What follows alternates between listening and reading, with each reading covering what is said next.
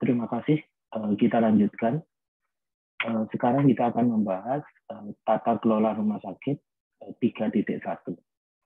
Dalam bab tata kelola rumah sakit 3.1 disebutkan pimpinan rumah sakit memastikan komunikasi yang efektif telah dilaksanakan. Nah, maksud dan tujuannya adalah komunikasi yang efektif antara para profesional pemberi asuhan, antara unit dengan unit, dan lain sebagainya. Jadi kata atau kalimat kunci di standar 3.1 adalah memastikan komunikasi yang efektif. Di dalam maksud dan tujuan, kalimat kuncinya adalah efektif baik antara para profesional pemberi asuhan atau antar PPA, antar unit, dan lain sebagainya. Kita sekarang masuk ke elemen penilaian yang pertama. Disebutkan pimpinan rumah sakit memastikan bahwa terdapat proses untuk menyampaikan informasi dalam lingkungan rumah sakit secara akurat dan tepat waktu. Jadi kalau kita buat kata kuncinya, maka kata kuncinya adalah yang pertama, rumah sakit memastikan. Ini adalah aktivitas dan kita kategorikan dengan dokumen. Yang kedua adalah proses untuk menyampaikan informasi. Ini adalah aktivitas, karena ada kata proses. Nah, kita sebut ini dokumen. Maka telusurnya adalah telusur D atau dokumen, yaitu bukti penyampaian informasi akurat dan tepat waktu. Nah, untuk identifikasi kebutuhannya, tentang bukti penyampaian informasi akurat dan tepat waktu itu kita bisa temukan di laporan kerja tim PKRS. Nah, di laporan kerja tim PKRS itu dibuat tahunan atau misalkan semesteran atau misalkan per 3 bulan sesuai dengan ketentuan rumah sakit, maka kita akan berfokus pada monitor dan evaluasi tentang informasi yang akurat dan tepat waktu. Kemudian kebutuhan yang kedua adalah program kerja tim PKRS. Karena setiap kita melihat laporan kerja, maka itu perlu disandingkan atau diperbandingkan dengan program kerjanya. Apakah perencanaan itu sudah terlaksana, itu adalah gambaran dari program kerja, apakah sudah dilaksanakan dalam bentuk laporan kerja. Kemudian sampel dari materi informasi berupa buletin, poster, kemudian storyboard, dan lain sebagainya. Nah, yang perlu menjadi catatan ketika elemen penilaiannya itu berbicara pimpinan rumah sakit memastikan, maka surveyor itu bisa jadi juga melakukan konfirmasi dalam bentuk wawancara. Kepada siapa wawancaranya? Adalah kepada pimpinan rumah sakit. Kita masuk pada elemen penilaian yang kedua dari TKRS 3.1. Disebutkan pimpinan rumah sakit memastikan.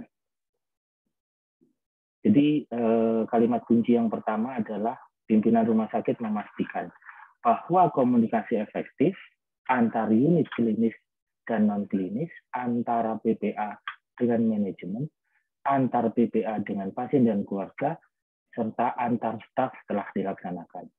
Jadi kalau kita lihat kalimat kuncinya itu adalah rumah sakit memastikan. Jadi memastikan itu artinya ada aktivitas dan itu kita kategorikan sebagai dokumen. Kemudian memastikan apa? Memastikan komunikasi efektif berjalan. Nah, kita lihat telusurnya adalah telusur dokumen, yaitu bukti tentang efektivitas komunikasi yang meliputi unit klinis dengan non-klinis, antara PPA dengan manajemen, antar PPA dengan pasien dan keluarga, dan antar staf. Setelah bukti efektivitasnya itu kita lihat, maka surveyor bisa juga melakukan konfirmasi keefektifan komunikasi dengan melakukan wawancara kepada PPA, pada pimpinan rumah sakit, pasien dan keluarga, kepala unit klinis, dan kepala unit non-klinis. Untuk kebutuhan rumah sakit yang harus kita persiapkan, itu adalah komunikasi efektif di dalam rumah sakit itu biasanya kita temukan dalam pedoman rapat rumah sakit yang mengatur tingkatan rapat koordinasi di dalam rumah sakit, mulai dari rapat unit kerja, rapat pimpinan sampai dengan rapat direktur, kemudian rapat pejabat struktural, sampai dengan rapat komite-komite. Jadi komunikasi melalui rapat itu berjalan. Nah, di dalam pedoman rapat itu juga ada jadwal rapat selama satu periode sesuai dengan ketentuan rumah sakit. Nah, maksud satu periode ini biasanya rapat itu sudah terjadwal selama 1 tahun ke depan. Kemudian komunikasi antar PPA dengan pasien dan keluarga itu bisa kita lihat dalam pedoman kerja tim atau komite PKRS. Nah, di dalam pedoman kerja itu ada model komunikasi yang dikembangkan oleh rumah sakit. Nah, kebutuhan yang ketiga yang harus kita siapkan adalah komunikasi antar PPA. Komunikasi antar PPA itu biasanya bisa kita temukan dalam panduan komunikasi antar PPA, misalkan panduan komunikasi SBAR begitu. Jadi mekanisme komunikasi antara teman-teman keperawatan dan sejawat-sejawat, baik itu adalah dokter spesialis dan dokter gigi spesialis gitu.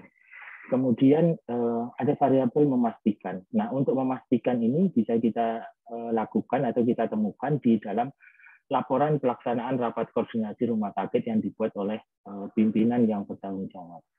Jadi ada namanya itu laporan kepatuhan terhadap perencanaan komunikasi di dalam rumah sakit.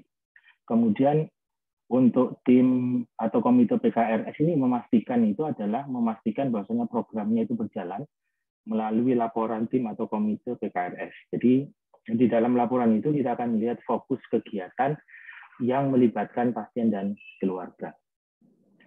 Kita masuk pada elemen penilaian yang ketiga. Dalam elemen penilaian yang ketiga dikatakan rumah sakit telah mengkomunikasikan. Jadi kalimat atau kata kuncinya adalah mengkomunikasikan. Mengkomunikasikan visi, misi, tujuan, rencana strategis, dan kebijakan rumah sakit kepada seluruh staf. Jadi kata kunci mengkomunikasikan visi dan misi ini adalah aktivitas yang sudah dilakukan oleh rumah sakit. Begitu. Nah ini kita kategorikan dengan dokumen. Telusurnya adalah telusur dokumen, yaitu bukti telah mengkomunikasikan. Jadi bukti mengkomunikasikan itu berupa undangan, materi, absensi, notulensi tentang sosialisasi.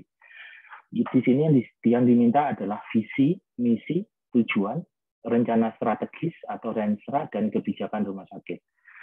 Untuk identifikasi kebutuhannya, yang pertama adalah undangan, materi, absensi tentang sosialisasi pada semua staf.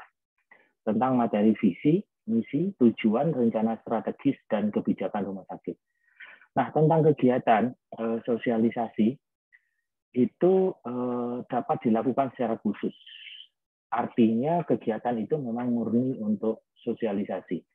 Dapat pula bersama dengan agenda-agenda yang lain, namun dipastikan di dalam itu memang ada agenda sosialisasi berkaitan dengan beberapa substansi, misalkan visi, misi, tujuan, rencana strategis, dan kebijakan rumah sakit. Nah, proses pelaksanaannya minimal dilakukan 1 kali dalam 1 tahun dengan dasar bahwasanya setiap tahun itu selalu ada program dan laporan program.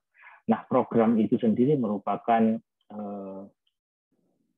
perencanaan jangka pendek 1 tahun sekali dari sebuah perencanaan jangka panjang, yaitu rencana strategis rumah sakit yang secara umum itu dipersiapkan untuk kebutuhan 5 tahun ke depan. Kita sekarang masuk ke TKRS 4, ini tentang kepemimpinan rumah sakit untuk mutu dan keselamatan pasien. Dalam standar TKRS 4 disebutkan pimpinan rumah sakit merencanakan, mengembangkan, dan menerapkan program peningkatan mutu dan keselamatan pasien. Jadi kalimat kuncinya adalah merencanakan, mengembangkan, dan menerapkan. Nah, kalau kita lihat di maksud dan tujuan, peran pimpinan rumah sakit termasuk dalam mengembangkan program PMKP dan dapat membangun budaya mutu. Jadi ada program PMKP dan budaya mutu rumah sakit.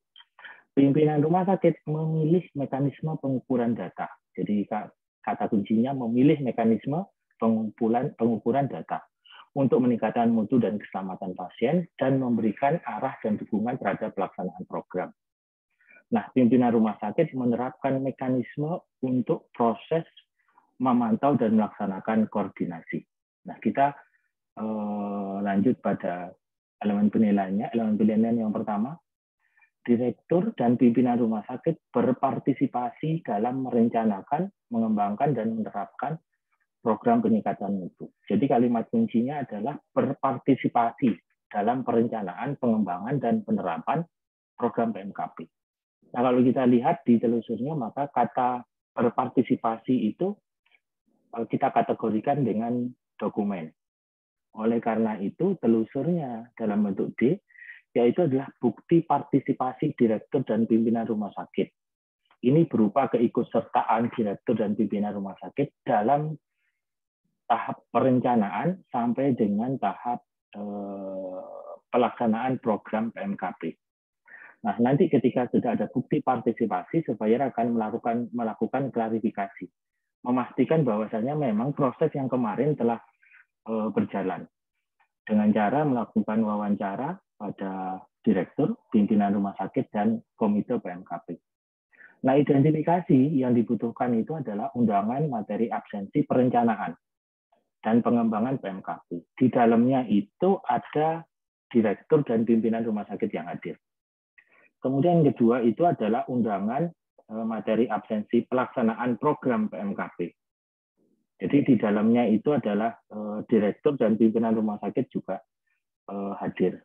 Jadi di dalam elemen penilaian ini, direktur dan pimpinan rumah sakit itu hadir dalam membuat perencanaan program PMKP, dalam kemudian membahas laporan program PMKP, begitu. Jadi aktivitas direktur dan pimpinan rumah sakit berintegrasi dengan program PMKP. Makanya identifikasi kebutuhannya itu adalah menunjukkan kehadiran itu berupa undangan, materi absensi, dan nukulensi. Kita masuk pada elemen penilaian yang kedua. Pimpinan rumah sakit memilih dan menetapkan. Jadi ada kalimat kalimat kuncinya adalah memilih dan menetapkan. Nah, apabila memilih dan menetapkan ini itu merujuk pada regulasi atau kita kategorikan itu adalah sebagai regulasi. Memilih dan menetapkan proses pengukuran, pengkajian data, rencana perbaikan, dan mempertahankan peningkatan mutu dan keselamatan pasien di lingkungan rumah sakit. Jadi telusurnya adalah regulasi tentang proses pengukuran, proses pengkajian data, kemudian rencana perbaikan dan mempertahankan mutu dan keselamatan pasien. Maka kebutuhannya adalah SK Direktur tentang pedoman kerja PMKP. Di dalam pedoman kerja PMKP itu ada proses pengukurannya begitu. Kemudian SK Direktur tentang program kerja PMKP. Di dalam program kerja PMKP ada kegiatan, ada perencanaan dari PMKP, ada rencana perbaikan dan bagaimana mempertahankan capaian dari yang sudah dicapai oleh rumah sakit. Kita masuk pada elemen penilaian yang ketiga. Rumah sakit memastikan pelaksananya program PMKP. Jadi kalimat kuncinya adalah memastikan pelaksananya program PMKP. Jadi kalau kita melihat memastikan pelaksananya program itu merujuk pada dokumen atau D. Termasuk memberikan di dalamnya itu adalah dukungan teknologi dan sumber daya yang adekuat serta menyediakan pendidikan staf. Jadi kalimat kunci yang kedua adalah memberikan dukungan kepada PMKP. Dukungan berupa apa? Berupa teknologi, sumber daya, kemudian diklat PMKP dan dukungan-dukungan lain yang kemudian kita sebut dengan adekuat. Jadi oleh karena itu di dalam telusur itu adalah telusur di dokumen. Yang pertama itu bahwasanya bukti terlaksananya program PMKP. Jadi program PMKP-nya sudah berjalan. Kemudian bukti dukungan teknologi dan sumber daya. Yang ketiga adalah bukti penyediaan pendidikan staf. Jadi kalau kita identifikasi kebutuhannya, maka rumah sakit mempersiapkan laporan program kerja PMKP.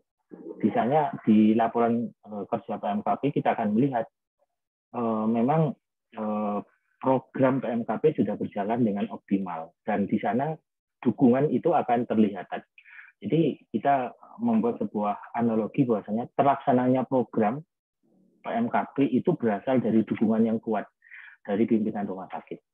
Kemudian yang kedua yang disiapkan adalah rencana kerja anggaran. Jadi dalam rencana anggaran rumah sakit ada anggaran untuk mutu dan keselamatan pasien. Nah itu menunjukkan bahwasanya ada bukti dukungan keuangan.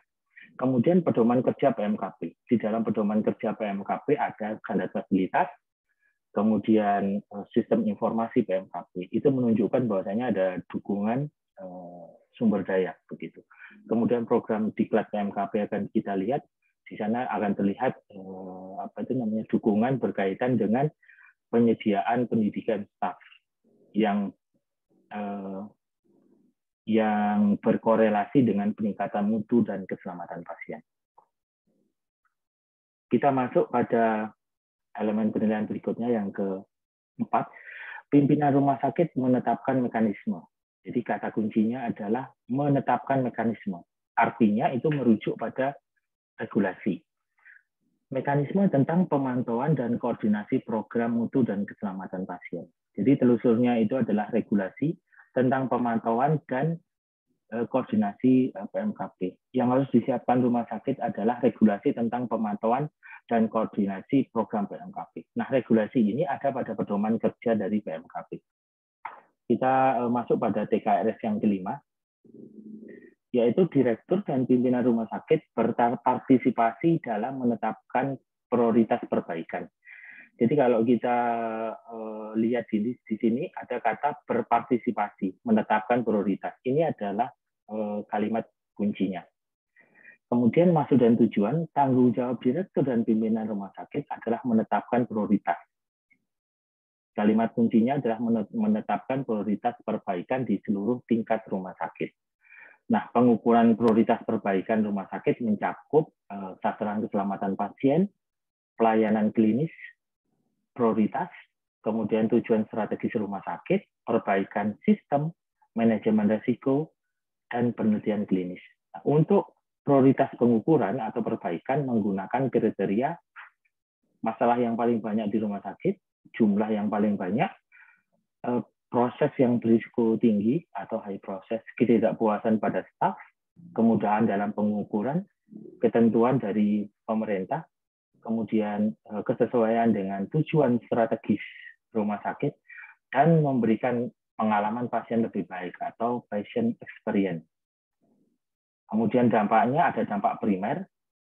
Dampak primer itu adalah hasil capaian setelah dilakukan perbaikan.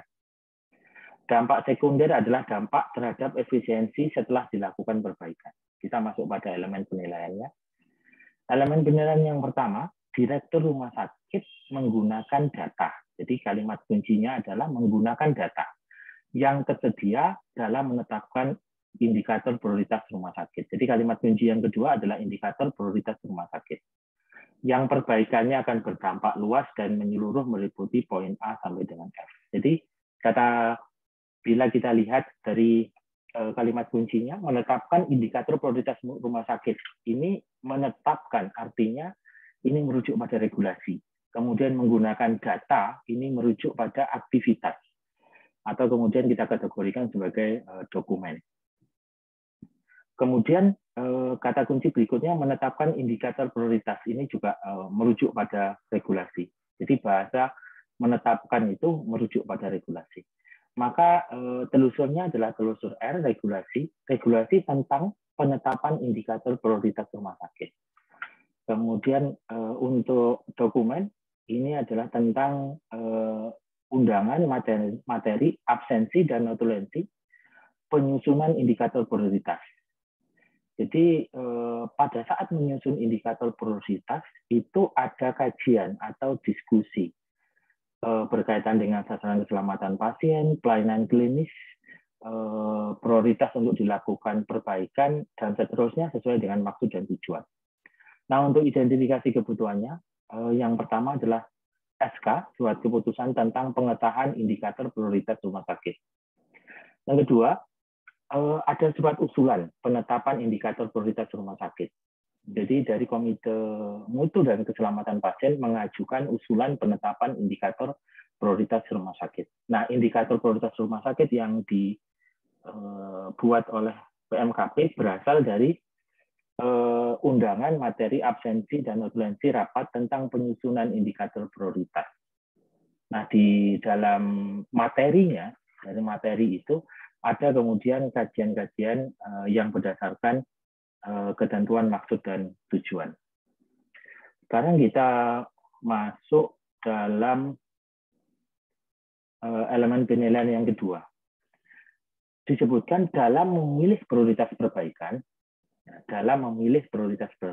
di tingkat rumah sakit, maka direktur dan pimpinan rumah sakit menggunakan kriteria prioritas meliputi poin A sampai dengan H dalam maksud dan tujuan. Jadi kalau kita lihat kalimat kuncinya adalah memilih prioritas perbaikan. Kalau memilih prioritas perbaikan itu adalah aktivitas yang kita kategorikan sebagai dokumen. Maka telusurnya adalah D, dokumen. Jadi bukti pemilihan prioritas perbaikan. Jadi bukti pemilihan prioritas perbaikan yang menggunakan kriteria, misalkan masalah yang paling banyak di rumah sakit, jumlah yang banyak di rumah sakit atau high volume, dan seterusnya sesuai dengan maksud dan tujuan.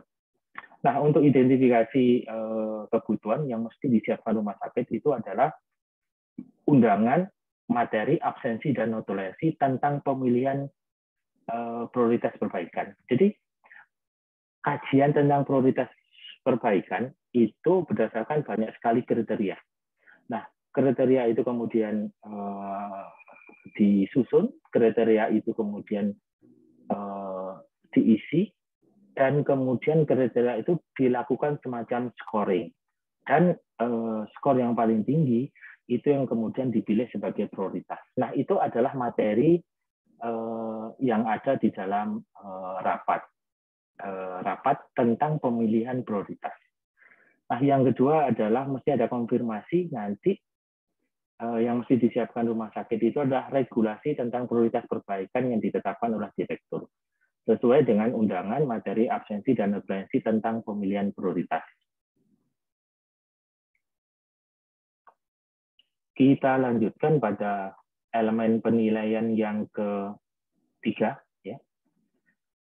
Dikatakan direktur dan pimpinan rumah sakit mengkaji dampak perbaikan primer dan dampak perbaikan sekunder pada indikator prioritas rumah sakit yang ditetapkan di tingkat rumah sakit maupun di tingkat unit. Jadi kalimat kuncinya adalah mengkaji dampak perbaikan primer. Jadi direktur dan pimpinan rumah sakit mengkaji dampak perbaikan primer. Ini adalah sebuah aktivitas dan merujuk pada kategorisasi dokumen. Kemudian mengkaji dampak perbaikan sekunder ini adalah aktivitas merujuk pada dokumen. Sehingga telusurnya adalah telusur dokumen, yaitu bukti kajian dampak perbaikan primer dan dampak perbaikan sekunder. Nah, dapat berupa monitoring dan evaluasi pelaksanaan perbaikan. Jadi yang harus disiapkan rumah sakit itu adalah laporan pada direktur tentang monitoring dan evaluasi dampak primer dan sekunder pada indikator prioritas rumah sakit. Modelnya itu adalah PDCA atau PDSA kan gitu. Nah, untuk sebagai catatan, jadi laporan monitoring dan evaluasi itu merupakan bagian dari laporan PMKP. Nah, laporan PMKP itu bisa laporan triwulan atau semesteran atau sesuai dengan ketentuan rumah sakit. Jadi itu untuk standar 3.1 dan sampai dengan standar 5 begitu. Jadi demikian, sampai bertemu pada video selanjutnya.